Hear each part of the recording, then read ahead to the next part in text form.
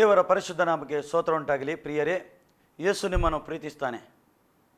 ಪ್ರಿಯರೇ, ಈ ಜೀವವಾಣಿ ಕಾರ್ಯಕ್ರಮದಲ್ಲಿ ಯೇಸು ಕ್ರಿಸ್ತನ ನಾಮದಲ್ಲಿ ನಿಮಗೆ ಸ್ವಾಗತಿಸ್ತೇನೆ. ಈ ಜೀವವಾಣಿ ಕಾರ್ಯಕ್ರಮವು ನೀವು ನೋಡ್ತಾ ಇದ್ದೀರಿ, ನಮಗೆ ಸಂತೋಷ ಆಗ್ತದೆ. ಈ ಕಾರ್ಯಕ್ರಮ ಮುಖಾಂತರ ದೇವರು ನಿಮ್ಮ ಹತ್ರ ಎಷ್ಟೋ ಸರಿ ಮಾತಾಡಿದ್ದಾನೆ.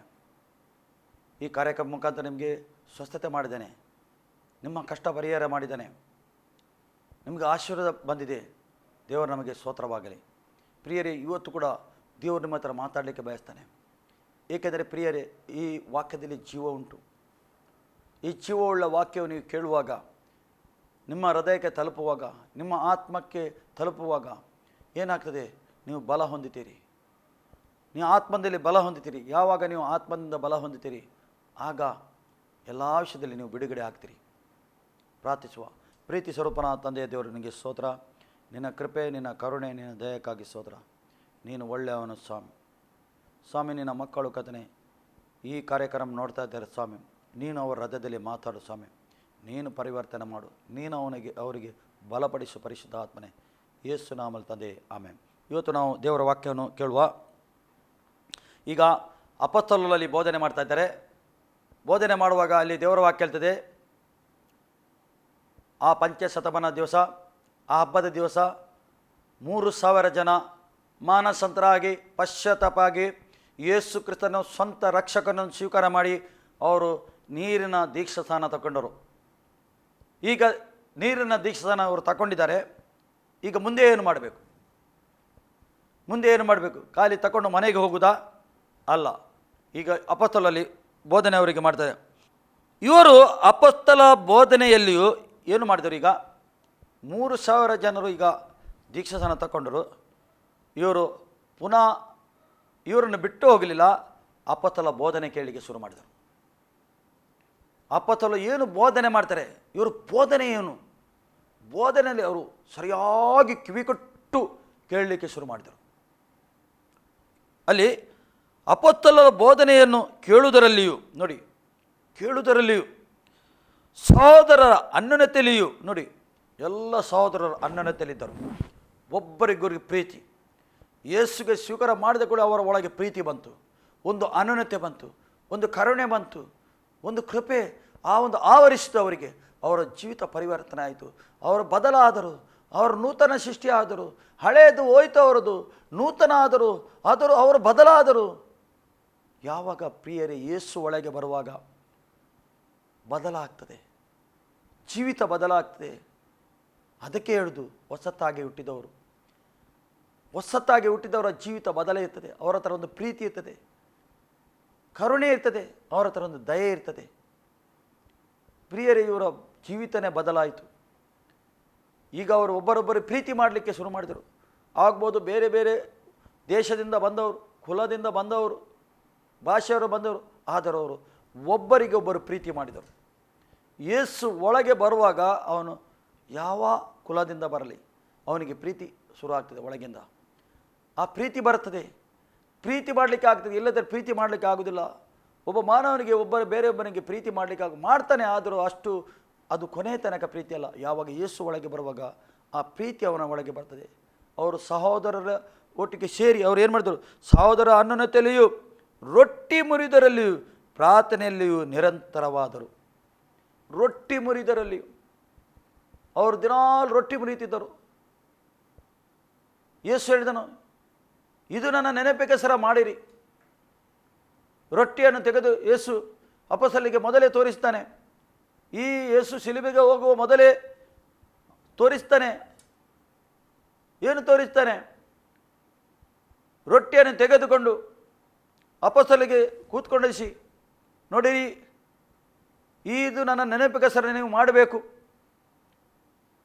ನೀವು ಮಾಡಬೇಕು, ನೆನಪಿಗೋಸ್ಕರ ನೀವು ಈ ರೊಟ್ಟಿಯನ್ನು ಮುರಿಬೇಕು ಮತ್ತು ಈ ದ್ರಾಕ್ಷಾರಸವನ್ನು ನೀವು ಕುಡಿಯಬೇಕು. ಈ ರೊಟ್ಟಿಯು ನನ್ನ ದೇಹವಾಗಿದೆ, ಈ ದ್ರಾಕ್ಷಾರಸವು ನನ್ನ ರಕ್ತವಾಗಿದೆ.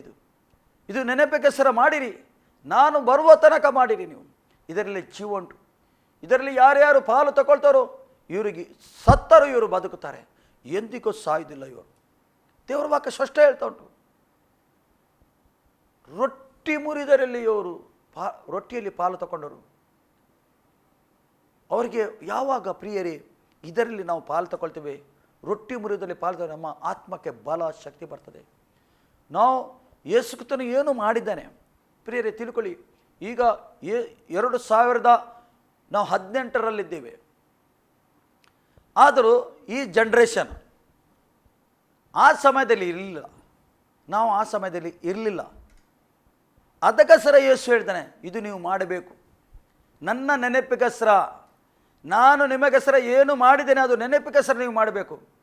ಏಕೆಂದರೆ ಯಾರು ಆ ರೊಟ್ಟಿ ಮುರಿದ ರೊಟ್ಟಿ ತಿನ್ನುತ್ತಾರೋ ಅದರಲ್ಲಿ ಏನು ತಿಂದು ಅದು ಯೇಸುನ ಮಾಂಸವನ್ನು ತಿನ್ನೋದು ನೆನಪಿಗೋಸ್ಕರ.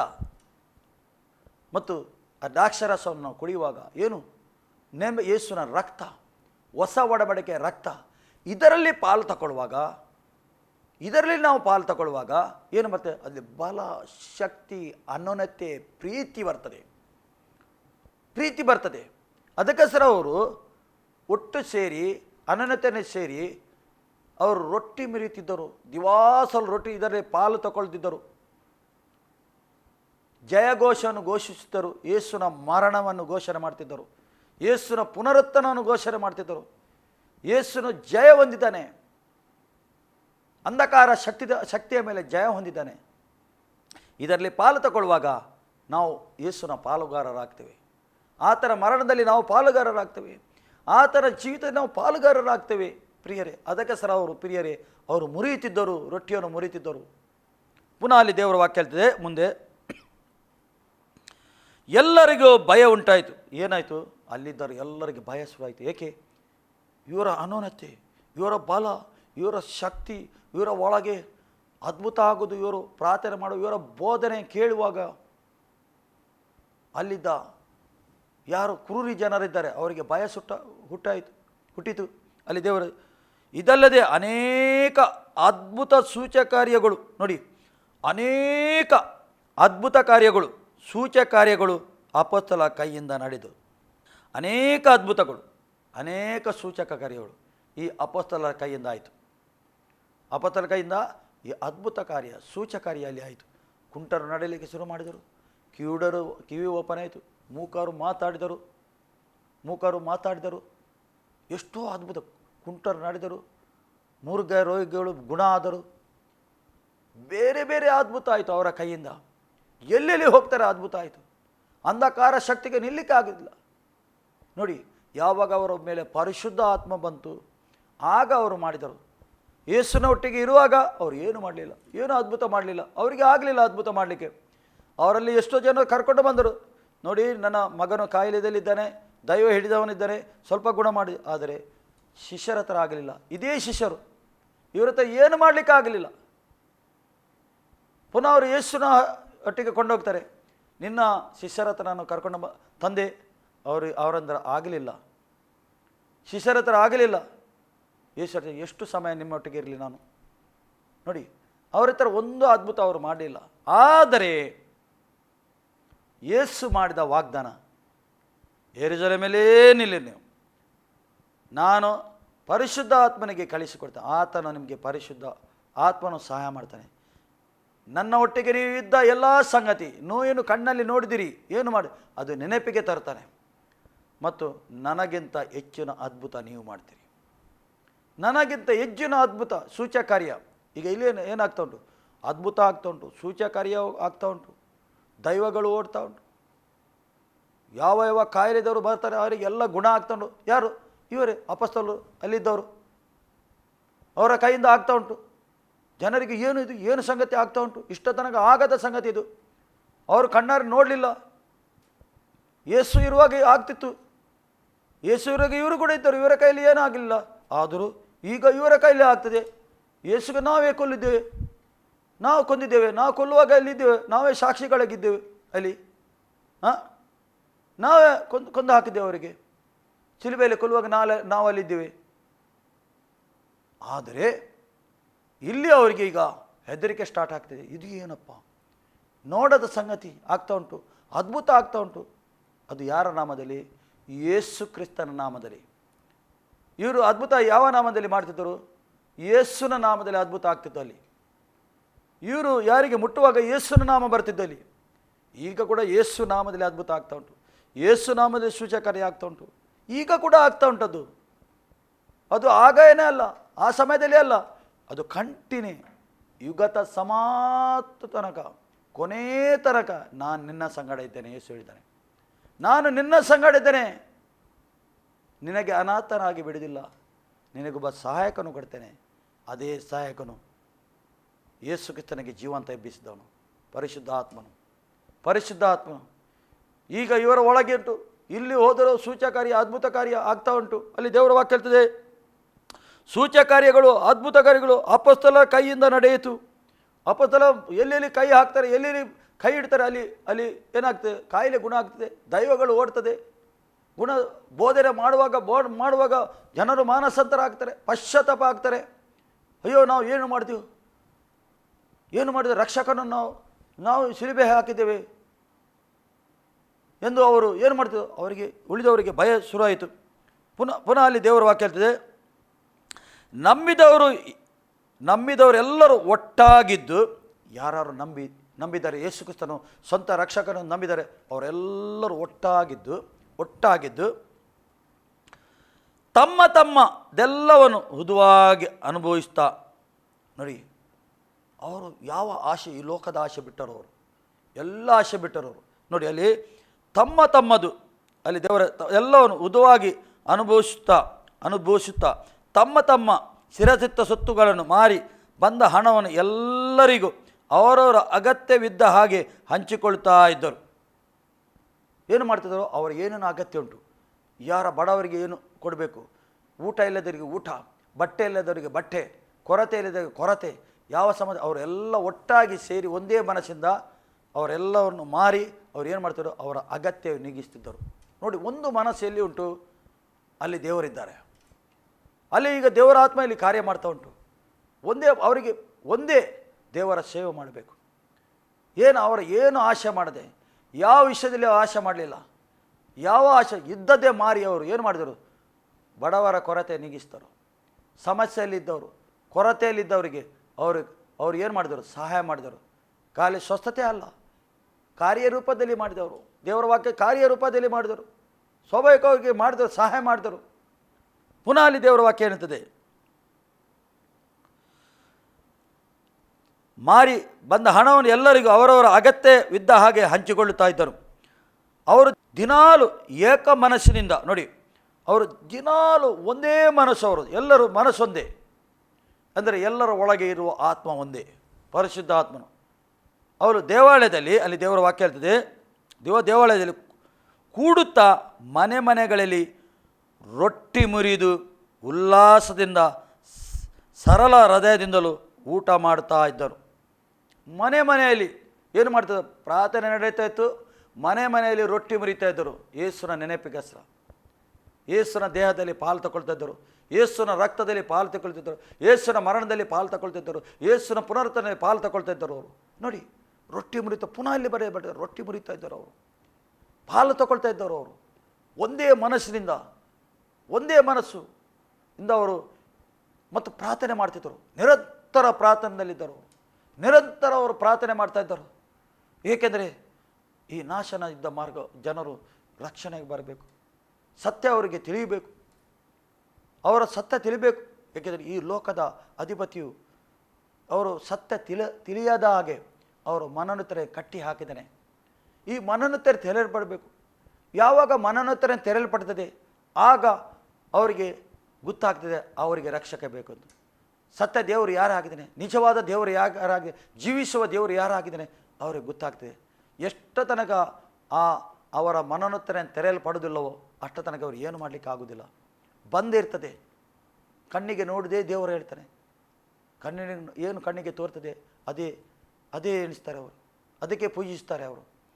ಯಾವಾಗ ಮನೋನ್ನತರ ತೆರೆಯಲ್ಪಡಬೇಕು ಪ್ರಿಯರೇ, ತೆರೆಯಲ್ಪಡುವಾಗನೇ ನಿಜವಾದ ದೇವರು ಯಾರಾಗಿದೆ ಗೊತ್ತಾಗ್ತದೆ.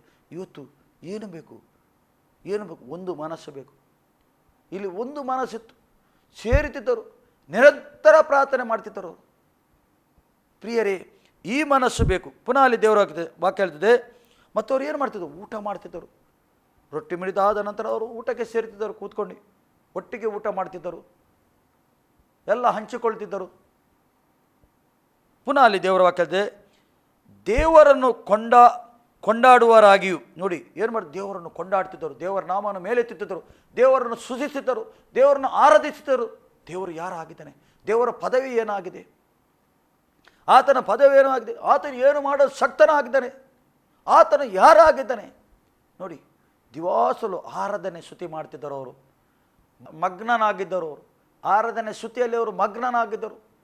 ಸ್ತುತಿ ಮಾಡ್ತಾ ಆರಾಧನೆ ಮಾಡ್ತಾ ಅವರು ನೋಡಿ ದೇವರನ್ನು ಕೊಂಡಾಡುತ್ತಿದ್ದರು, ದೇವರ ನಾಮವನ್ನು ಕೊಂಡಾಡ್ತಿದ್ದರು. ಯಾವಾಗ ದೇವರ ನಾಮ ಕೊಂಡಾಡ್ತೇವೆ, ದೇವರನ್ನು ಸ್ತುತಿಸ್ತೇವೆ, ದೇವರನ್ನು ಆರಾಧನೆ ಮಾಡ್ತೇವೆ, ದೇವರ ಬಲವಂತ ಶಕ್ತಿ ಮುಟ್ಟುತ್ತದೆ. ಈಗ ಕೂಡ ರೈಟ್ ನಾವು ಕೂಡ ದೇವರಿಗೆ ನೀವು ಕೊಂಡಾಡುವಾಗ, ದೇವರ ನಾಮನ ಸ್ತುತಿಸುವಾಗ, ಆತನ ನಾಮನ ಆರಾಧನೆ ಮಾಡುವಾಗ ನೀವು ಆತ್ಮಭರಿತವಾಗಿ ಒಂದೇ ಮನಸ್ಸಿಂದ ಅಲ್ಲಿ ದೊಡ್ಡ ಕಾರ್ಯ ಆಗ್ತದೆ. ಏಕೆಂದರೆ ಆರಾಧನೆ ಸ್ತುತಿ ಮಾಡುವಾಗ ಕತ್ತಲೆ ಶಕ್ತಿಗೆ ನಿಲ್ಲಕ್ಕೆ ಆಗುವುದಿಲ್ಲ. ಕತ್ತಲೆ ಶಕ್ತಿ ಹೋಗ್ತದೆ. ಅಲ್ಲಿ ಏನಾಗ್ತದೆ, ದೇವರ ಆತ್ಮ ಕಾರ್ಯ ಮಾಡ್ತದೆ. ಅದೇ ಮಾಡ್ತಿದ್ದರು ಅಪೊಸ್ತಲರು, ಬೇರೆ ಏನು ಮಾಡ್ತಿರಲಿಲ್ಲ. ಪ್ರಾರ್ಥನೆ ನಿರಂತರ ಮಾಡಿದ್ರು, ದೇವರ ನಾಮನ ಕೊಂಡಾಡ್ತಿದ್ರು, ದೇವರು ಮಾಡಿದ ಉಪಕಾರವನ್ನು ಸ್ಮರಿಸ್ತಿದ್ದರು. ಏನೇನು ಉಪಕಾರ ಮಾಡಿದ್ದಾನೆ ಪ್ರಿಯರೇ, ಇವತ್ತು ನಿಮಗೆ ದೇವರು ಏನೇನು ಉಪಕಾರ ಮಾಡಿದ್ದಾನೆ. ಬೆಳಿಗ್ಗಿಂದ ಸಂಜೆ ತನಕ ಒಳ್ಳೆಯ ಬೆಳಕು ಕೊಟ್ಟಿದ್ದಾನೆ. ಈ ಬೆಳಕಲ್ಲಿ ನೀವು ಎಷ್ಟೋ ಕೆಲಸ ಕಾರ್ಯ ಮಾಡ್ತಾ ಇದ್ದೀರಿ, ಪ್ರಯಾಣ ಮಾಡ್ತಾ ಇದ್ದೀರಿ, ಹೋಗ್ತೀರಿ ಬರ್ತಾ ಇದ್ದೀರಿ, ಎಷ್ಟು ಕೆಲಸ ಮಾಡ್ತಾಯಿದ್ದೀರಿ. ದೇವರ ಕೃಪೆ ಅದು. ಒಳ್ಳೆ ಆರೋಗ್ಯ ಕೊಟ್ಟಿದ್ದಾನೆ, ಕೈಕಾಲಿಗೆ ಸುಖ ಕೊಟ್ಟಿದ್ದಾನೆ ದೇವರು. ದೇವರ ಕೃಪೆ ಅದು. ಒಳ್ಳೆಯ ರೀತಿಯಲ್ಲಿ ಮಾತಾಡ್ತೀರಿ. ಎಷ್ಟೋ ಜನಕ್ಕೆ ಬಾಯಿ ಬರುವುದಿಲ್ಲ, ಎಷ್ಟು ಜನಕ್ಕೆ ಕಣ್ಣು ಕಾಣುವುದಿಲ್ಲ, ಅದು ನಿಮಗೆ ಕಣ್ಣು ಕಾಣ್ತದೆ. ಒಳ್ಳೆ ಮಾತಾಡಲಿಕ್ಕಾಗದೆ ಎಷ್ಟೋ ಜನಕ್ಕೆ ಕೈ ಬರುವುದಿಲ್ಲ, ನಿಮಗೆ ಒಳ್ಳೆಯ ಕೈ ಉಂಟು. ಎಷ್ಟೋ ಜನಕ್ಕೆ ನಡೆಯಲಿಕ್ಕೆ ಆಗೋದಿಲ್ಲ, ಒಳ್ಳೆ ಕೈಕಾಲಿ ನಡೆಯಲಿಕ್ಕೆ ಕಾಲು ಕೊಟ್ಟಿದ್ದಾನೆ. ದೇವರಿಗೆ ನೀವು ಸ್ತೋತ್ರ ಹೇಳಬೇಕು. ದೇವರಿಗೆ ಸ್ತೋತ್ರ. ಒಳ್ಳೆ ಆರೋಗ್ಯದಲ್ಲಿ ಇಟ್ಟಿದ್ದಾರೆ, ದೇವರಿಗೆ ಸ್ತೋತ್ರ ಹೇಳಬೇಕು. ಆತನ ಕೃಪೆ ಅದು. ಒಳ್ಳೆ ಜ್ಞಾನ ಕೊಟ್ಟಿದ್ದಾನೆ, ಕೆಲಸ ಕಾರ್ಯಕ್ಕೆ ಒಳ್ಳೆ ಬುದ್ಧಿ ಜ್ಞಾನ ಕೊಟ್ಟಿದ್ದಾನೆ, ಒಳ್ಳೆ ಟ್ಯಾಲೆಂಟ್ ಕೊಟ್ಟಿದ್ದಾನೆ. ದೇವರು ಒಳ್ಳೆ ಟ್ಯಾಲೆಂಟ್ ಕೊಟ್ಟಿದ್ದಾನೆ. ನೀವು ಒಂದು ಕೆಲಸ ಮಾಡಬೇಕಾದ್ರೆ ಅದು ಟ್ಯಾಲೆಂಟ್ ಇಲ್ಲದೆ ಮಾಡುವ ಆಗೋದಿಲ್ಲ, ಜ್ಞಾನ ಇಲ್ಲದೆ ಮಾಡಲಿಕ್ಕೆ ಆಗೋದಿಲ್ಲ. ಅದು ಎಲ್ಲಿಂದ ಬಂದದ್ದು? ಅದು ದೇವರಿಂದ ಬಂದದ್ದು, ಕ್ರಿಸ್ತ ಯೇಸುವಿನಿಂದ ಬಂದದ್ದು. ಅದು ಜ್ಞಾನ. ಆ ಜ್ಞಾನ ಇದ್ದದಿಂದ ನೀವು ಕೆಲಸ ಮಾಡ್ತಾ ಇದ್ದೀರಿ, ಕೆಲಸ ಮಾಡ್ತಾಯಿದ್ದೀರಿ, ನಿಮ್ಮ ಕೈಕಾಲಿಗೆ ದೇವರು ಸುಖ ಕೊಟ್ಟಿದ್ದಾನೆ.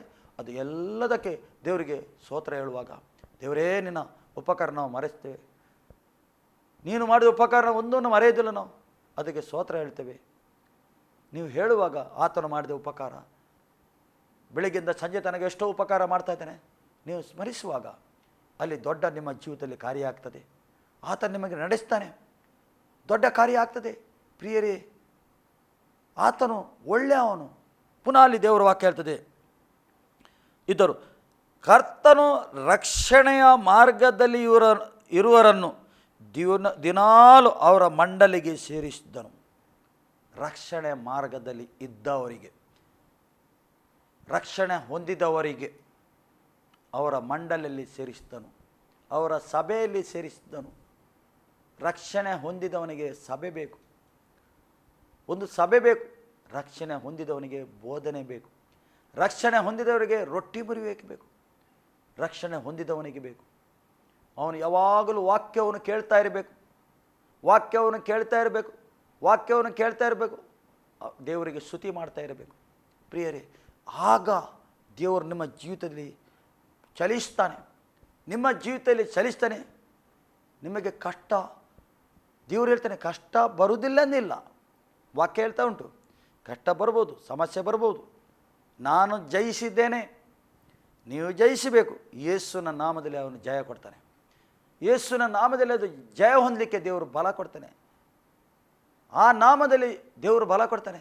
ಏಕೆಂದರೆ ಆ ನಾಮ ಉನ್ನತವಾದ ನಾಮ, ಯೇಸುವಿನ ನಾಮ ಉನ್ನತವಾದ ನಾಮ. ಈ ರೀತಿ ಅಪೊಸ್ತಲರು ನಡೀತಿದ್ದರು, ಈ ರೀತಿ ಸೂಚಕಾರ್ಯ ಆಗ್ತು, ಅದ್ಭುತ ಕಾರ್ಯ ಆಗ್ತಿತ್ತು. ಏಕೆಂದರೆ ಈ ಶುಭ ಸಂದೇಶ ಎಲ್ಲರಿಗೆ ಬೇಕು. ಅದಕ್ಕೋಸ್ಕರ ಆಧುನಿಕ ಲೋಕದಲ್ಲಿ, ಈ ಆಧುನಿಕ ಲೋಕ, ದೇವರ ವಾಕ್ಯ ಕಡೇ ಕಾಲದಲ್ಲಿ ಜ್ಞಾನ ಹೆಚ್ಚಾಗ್ತದೆ. ನಾವು ಪ್ರಿಯರೇ ಕಡೇ ಕಾಲದಲ್ಲಿ ಇದ್ದೇವೆ, ನಾವು ಜ್ಞಾನ ಹೆಚ್ಚಾದ ಸಮಯದಲ್ಲಿ ಇದ್ದೇವೆ. ಟೆಕ್ನಾಲಜಿ ಹೆಚ್ಚಾಗಿದೆ. ಈ ಜ್ಞಾನದ ಮುಖಾಂತರ ಇದೆಲ್ಲ ಟೆಕ್ನಾಲಜಿ ಬಂದಿದೆ. ನೀವು ಮನೆಯಲ್ಲೇ ನೋಡ್ತಾ ಇದ್ದೀರಿ ಶುಭ ಸಂದೇಶ, ಈ ಸತ್ಯವಾಕ್ಯವನ್ನು ಮನೆಯಲ್ಲೇ ನೀವು ಕೇಳ್ತಾ ಇದ್ದೀರಿ, ನಿಮ್ಮ ಬೆಡ್ರೂಮಿಗೆ ಬರ್ತದೆ ಉಂಟು, ನಿಮ್ಮ ಕೈಯಲ್ಲಿ ಬರ್ತಾ ಉಂಟು, ನೀವು ಟ್ಯಾಬ್ ಓಪನ್ ಮಾಡಿದರೆ ಬರ್ತಾ ಉಂಟು. ಏಕೆಂದರೆ ಈ ಶುಭ ಸಂದೇಶ ಎಲ್ಲರಿಗೆ ತಿಳಿಯಬೇಕು, ಎಲ್ಲರೂ ಸತ್ಯ ಅರಿಬೇಕೆಂದು ಕಡೇ ಕಾಲದಲ್ಲಿ ಈ ಜ್ಞಾನ ಹೆಚ್ಚಾಗಿದೆ. ಈ ಜ್ಞಾನ ಹೆಚ್ಚಾಗಿ ಏನು, ನನ್ನ ಮಕ್ಕಳು ರಕ್ಷಣೆ ಹೊಂದಬೇಕು, ನನ್ನ ಹಾಗೇ ನಾನು ಸೃಷ್ಟಿಸಿದ್ದೇನೆ, ನನ್ನ ಹಾಗೆಯೇ ಅವರಿದ್ದಾರೆ, ಅವರು ಯಾರು ನಾಶವಾಗಬಾರದು ಎಂದು ಅವರು ಸತ್ಯ ತಿಳಿದು ರಕ್ಷಕನಾದ ಯೇಸು ಕ್ರಿಸ್ತನನ್ನು ಸ್ವಂತ ರಕ್ಷಕನೆಂದು ಅವರು ಸ್ವೀಕಾರ ಮಾಡಬೇಕು, ರಕ್ಷಣೆ ಹೊಂದಬೇಕು ಎಂದು ದೇವರ ಬಯಕೆ ಆಗಿದೆ, ದೇವರ ಆಶೆ ಆಗಿದೆ, ಆತನ ಆಕಾಂಕ್ಷೆ ಆಗಿದೆ. ದೇವರು ನಿಮ್ಮ ವಿಷಯದಲ್ಲಿ ಒಳ್ಳೆಯದನ್ನೇ ಬಯಸ್ತಾನೆ ಪ್ರಿಯರೇ. ಆದರೆ ದೇವರು ಪಾಪಿಗಳನ್ನು ಹುಡುಕಿ ಬಂದದ್ದು ಈ ಲೋಕಕ್ಕೆ. ಯೇಸು ಪಾಪಿಗಳನ್ನು ಹುಡುಕಿ ಬಂದದ್ದು. ಪಾಪಿ ಎಲ್ಲಿದ್ದರೆ ಹುಡುಕಿ ಬಂದು ಯೇಸು ರಕ್ಷಣೆ ಕೊಟ್ಟನು. ಯೇಸು ಈ ಲೋಕದಲ್ಲಿ ಇರುವಾಗ ಒಂದು ದಿವಸ ಒಂದು ಹೆಂಗಸಿಗೆ ಯೇಸುನ ಬಳಿಗೆ ತರ್ತಾರೆ. ಪಾಪ ಮಾಡುವಾಗನೇ, ವೈಭಿಚಾರ ಮಾಡುವಾಗನೇ ಸಿಕ್ಕಿಬಿದ್ದಳು ಅವಳು. ಆ ಪರಿಚಯವರು ಶಾಸ್ತ್ರಿಯವರು ಯೇಸುನ ಬಳಿಗೆ ತರ್ತಾ ಇದ್ದಾರೆ. ತಂದು ಇವಳು ವೈಭಿಚಾರ ಮಾಡುವಾಗಲೇ ಸಿಕ್ಕಿಬಿದ್ದಿದ್ದಾಳೆ. ಮೋಶೆಯ ಆ ಕಾನೂನು ಪ್ರಕಾರ ಮೋಶೆ ಬರೆದು ಹಾಕಿದ್ದಾನೆ, ಆ ಪ್ರಕಾರ ಇವಳಿಗೆ ಕಲ್ಲು ಹೊಡೆದು ಕೊಲ್ಲಬೇಕು. ಕಾನೂನುಂಟು, ಧರ್ಮಶಾಸ್ತ್ರದಲ್ಲಿ ಬರೆಯಲ್ಪಟ್ಟಿದೆ. ನೀನು ಏನು ಹೇಳ್ತಾ ಇದ್ದಿ, ಇವರಿಗೆ ಕೊಲ್ಲಬೇಕು, ಏಕೆಂದರೆ ಇವರು ಸಿಕ್ಕಿಬಿದ್ದಿದ್ದಾಳೆ. ಯೇಸು ಒಂದು ಮಾತು ಕೂಡ ಹೇಳಿಲ್ಲ. ಆ ಹೆಂಗಸು ನಡುಕುತ್ತಾ ಇದ್ದಾಳೆ. ಈ ಪರಿಚಯವರು ಶಾಸ್ತ್ರಿಯವರು ತಂದಿದ್ದಾರೆ, ನಡುಕುತ್ತಾ ಇದ್ದಾಳೆ. ಯೇಸು ಕೆಳಗೆ ನಿಂತು ಆ ನೆಲದ ಮೇಲೆ, ಆ ಕಲ್ಲಿನ ಮೇಲೆ ಬರೆದ. ಏನು ಬರೆದ? ಕಲ್ಲಿನ ಮೇಲೆ ಇವರ ಎಲ್ಲ ಪಾಪಗಳು ಬರೆದ. ಮತ್ತು ಬರೆದ, ಈ ಕಲ್ಲಿನ ಮೇಲೆ ಈ ಧರ್ಮಶಾಸ್ತ್ರ ಕೊಟ್ಟದ್ದು ನಾನೇ. ಮತ್ತು ಇವರ ಪಾಪ ಬರೆಯುವಾಗ ಯೇಸು ಹೇಳ್ತಾನೆ, ಯಾರು ಪಾಪ ಮಾಡಲಿಲ್ಲವೋ ಅವರು ಮೊದಲು ಕಲ್ಲು ಬಿಸಾಡಲಿ.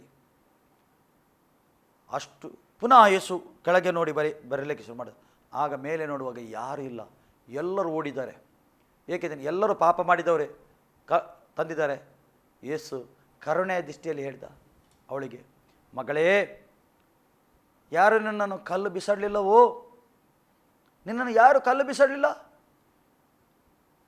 ಅವಳು ಕೂಡ ಎನಿಸಿದ್ರು, ಯೇಸು ಮೇ ಬಿ ಕಲ್ಲಿನ ಹೊಡೆತ ಎಂದು ಅವಳು ಎನಿಸಬಹುದು, ಹೆದರಿಕೆ ಇರ್ಬೋದು. ಆದರೆ ಯೇಸು ಕರುಣಾಮಯನು, ಪ್ರೀತಿ ಸ್ವರೂಪನು. ಯಾರು ನಿನಗೆ ಬಿಸಾಡಲಿಲ್ಲವೋ? ಇಲ್ಲ ಸ್ವಾಮಿ, ಹಾಗಾದರೆ ನಾನು ಕೂಡ ನಿನಗೆ ಕಲ್ಲು ಬಿಸಾಡೋದಿಲ್ಲ. ಹೋಗು, ಇನ್ನು ಮುಂದೆ ಪಾಪ ಮಾಡಬೇಡ. ನೋಡಿ ಯೇಸು ಏನು ಹೇಳಿದನು? ಹೋಗು, ಇನ್ನು ಮುಂದೆ ನೀನು ಪಾಪ ಮಾಡಬೇಡ. ಹಾಗಾದರೆ ಈ ಪಾಪವು ಎಷ್ಟು ಒಂದು ರೋಗವಾಗಿದೆ. ಪಾಪ ಮಾಡುವವರು, ಪಾಪದಲ್ಲಿ ಇದ್ದವರು, ಪಾಪ ಪರಿಹಾರ ಆಗದವರು, ದೇವರ ವಾಕ್ಯ ಪ್ರಕಾರ ಅವರು ದೇವರಲ್ಲಿ ಹೋಗುವುದಿಲ್ಲ. ಈ ಲೋಕ ಬಿಟ್ಟರು ಅವರು ದೇವರಲ್ಲಿ ಹೋಗುವುದಿಲ್ಲ.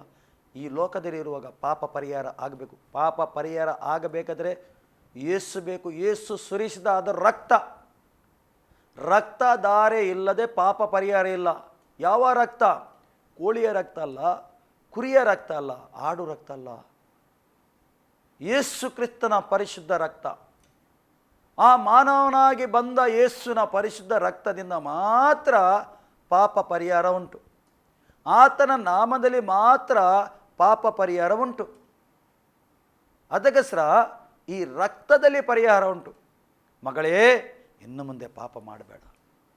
ನೋಡಿ, ಯೇಸುವೆ ಶಿಲುಬೆಗೆ ಹಾಕುವಾಗ ಎಷ್ಟೋ ಹೆಂಗಸರು ಹಿಂದೆ ಬರ್ತೀವಿ, ಕೂಗಿ ಬರ್ತೀವಿ. ಯಾರು ಅವರು? ಇದೇ ಇವರೇ ಅಲ್ಲ, ಇವಳು ಇದ್ದಾಳೆ ಅದರಲ್ಲಿ. ಎಷ್ಟೋ ಹೆಂಗಸರಿದ್ದಾರೆ. ಏಕೆಂದರೆ ಯೇಸು ಶ್ರಮಿಸಿದ್ದಾರೆ. ಇಸ್ರೇಲ್ನ ಕಾನೂನು ಪ್ರಕಾರ ಏನು? ಅವರಿಗೆ ಕಲ್ಲು ಬಿಸಾಡಬೇಕು. ಆದರೆ ಯೇಸುನ ಕಾನೂನೇನು?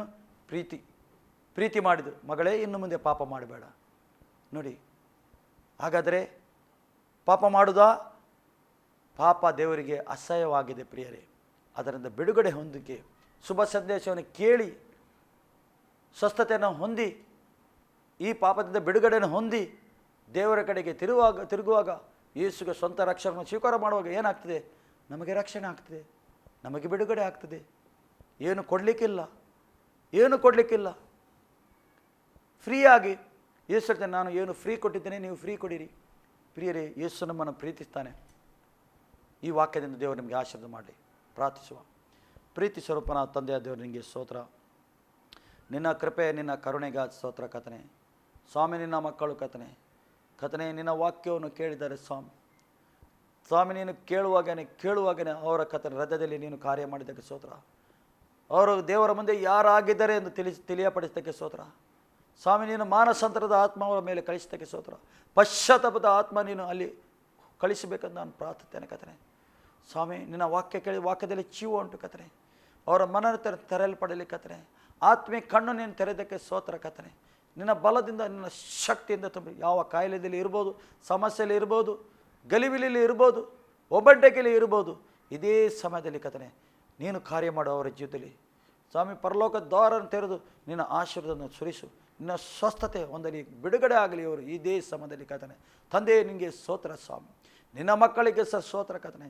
ಈ ಕಾರ್ಯಕ್ರಮ ನೋಡಿದರೆ, ನಿನ್ನ ವಾಕ್ಯವನ್ನು ಕೇಳಿದರೆ ಕರ್ತನೇ, ಆತ್ಮ ಬಲ ಹೊಂದಲಿ, ಆತ್ಮದ ಶಕ್ತಿಯುತ ಹೊಂದಲಿ ಎಂದು ನಾನು ಪ್ರಾರ್ಥನೆ ಕರ್ತನೆ. ಈ ಲೋಕದ ಪ್ರಯಾಣದಲ್ಲಿ ಅವರಿದ್ದಾರೆ ಸ್ವಾಮಿ, ಇವರಿಗೆ ನಿನ್ನ ಸಹಾಯ ಬೇಕು. ಪರಿಶುದ್ಧ ಆತ್ಮನೇ, ನೀನು ಸಹಾಯ ಮಾಡಬೇಕಂದು ನಾನು ಪ್ರಾರ್ಥನೆ.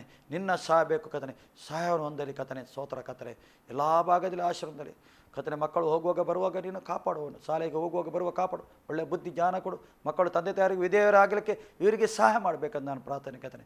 ಮುಪ್ಪಿನಲ್ಲೇ ನೀನು ಸಹಾಯ ಆಗಿದೆ ಕರ್ತನೆ. ಸ್ತೋತ್ರ ಕರ್ತನೆ. ಇವರಿಗೆ ನಾನು ಆಶ್ರಮ, ಇವರ ಕುಟುಂಬಕ್ಕೆ, ಇವರ ಬಿಸ್ನೆಸ್, ಇವರ ಕೆಲಸಕಾರಿ, ಇವರ ತೋಟಕಾರಿಗೆ ನಾನು ಆಶೀರ್ವಾದ ಮಾಡ್ತೇನೆ. ಇವರ ಆಶ್ರಮದಲ್ಲಿ ತಂದೆ ನಿನಗೆ ಸ್ತೋತ್ರ.